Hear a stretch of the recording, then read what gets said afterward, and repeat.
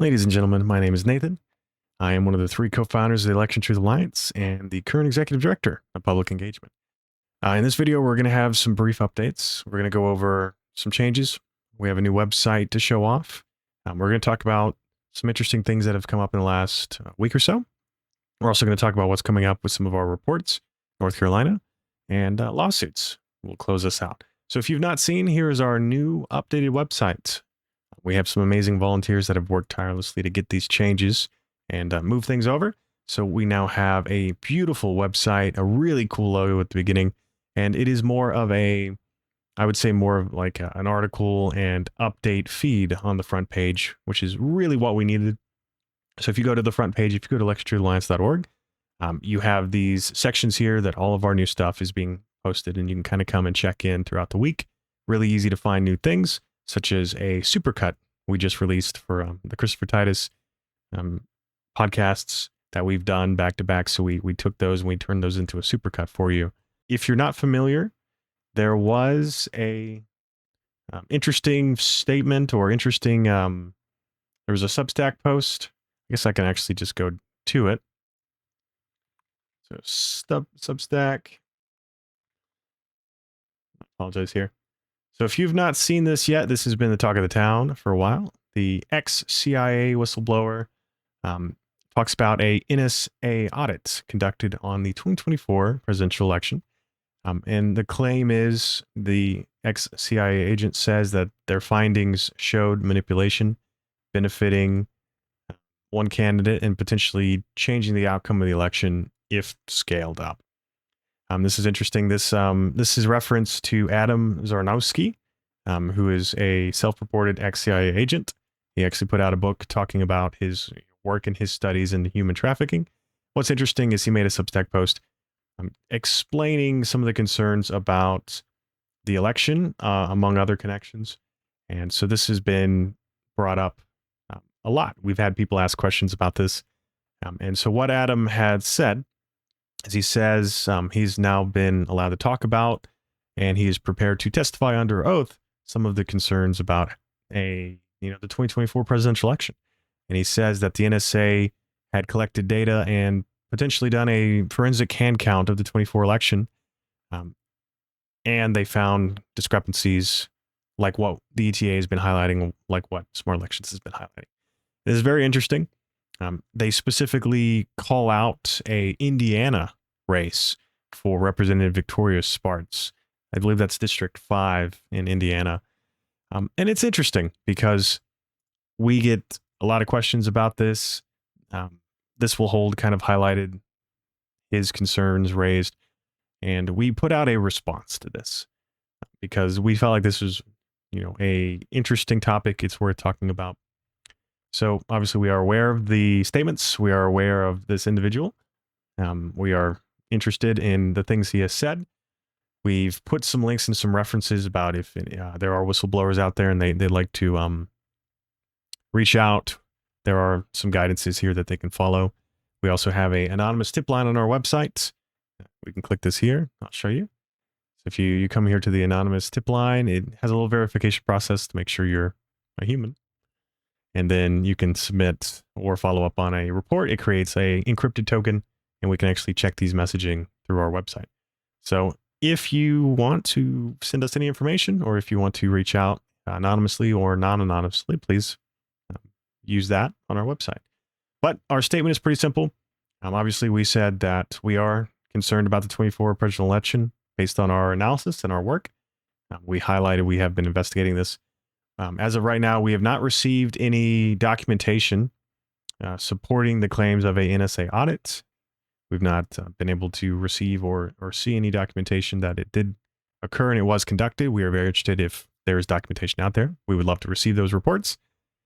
We've taken some steps on our own end to look at these claims further. But I do think what's very interesting is obviously the type of work we do is very data-driven, very proof-orientated. And so these are some very bold claims, and it warrants, making sure the data is right and, following up. So we put out that report for you. We also are interested, as we said, so the race that was highlighted as we mentioned, is Indiana District 5 Representative Victoria Sparks. And so we said in our report that we were interested in analyzing that race and looking at Indiana a little bit in light of these concerns. We have and we will be putting out a report on Indiana and Indiana's race. Well, we've started compiling some of the data. For example, here's one of the counties. Here's Hamilton County for Indiana. And we're looking at the District 5 race.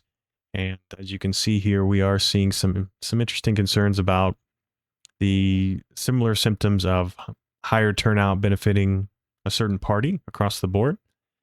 This is the same concerns we're generally seeing, obviously, at the presidential level, yes, but down ballot, which District 5 is a down ballot race in Indiana. And what's interesting as well, these concerns lightly mirror the concerns in Nevada and Pennsylvania. But nonetheless, as we said, we will be putting out a formal report of this here shortly. And speaking of reports, let's talk about what's coming next. So I know we've been saying North Carolina has been under work for a while now and put up on our website and a video out for you within a week or two, pending any changes. So expect that. We'll talk a little bit about legal. We'll talk a little bit about where we're at. So if you recall, we have been pushing to meet with the state government for multiple states, swing states, non-swing states. We have sent data packets to governors and secretaries of state for multiple states now that we've done our analysis. We've not posted those analysis for you yet. We've tried to give them to the states so that they can review them independently.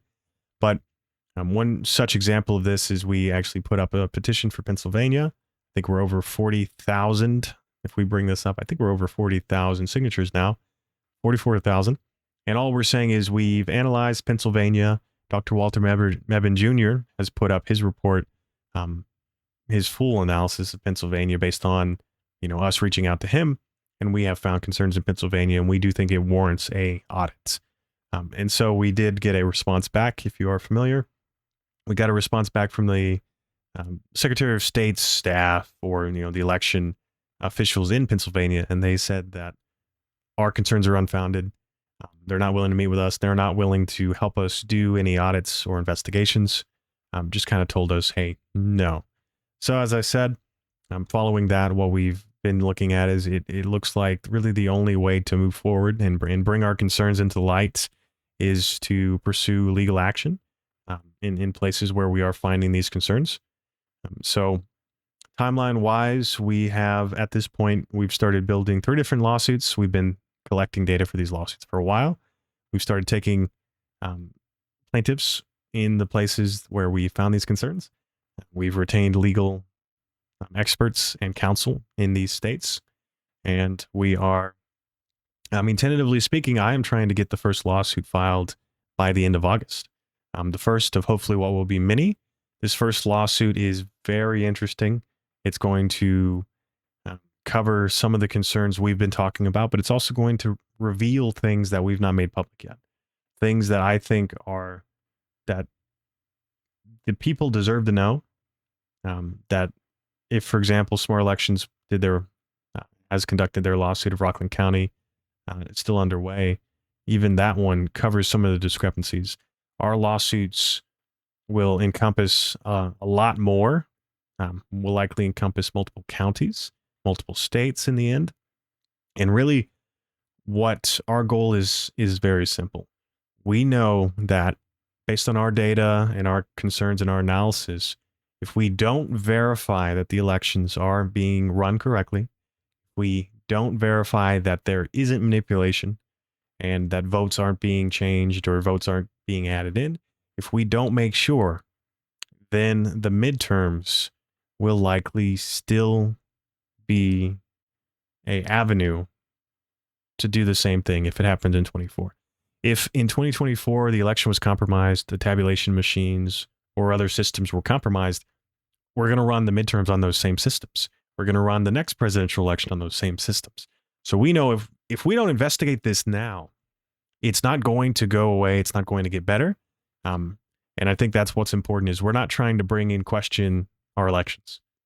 We are trying to make sure that our elections are free, fair, safe, and secure, and that people's votes are being counted. Because right now, all of our data is saying and warning that that might not be the case.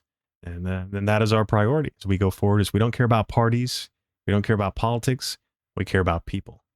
So thank you guys so much. We have more updates for you soon. Keep an eye out for that North Carolina report. We'll also have some more videos, hopefully in the next week or two, talking back through some of our previous reports and analysis, and maybe highlighting some of the common questions we get when talking about our statistical analysis of election manipulation. So thank you guys so much. Stay engaged.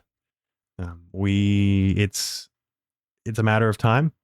It's been what, 6-7 months of work to get us to this point, and you guys have been with us all the way. Your donations are amazing.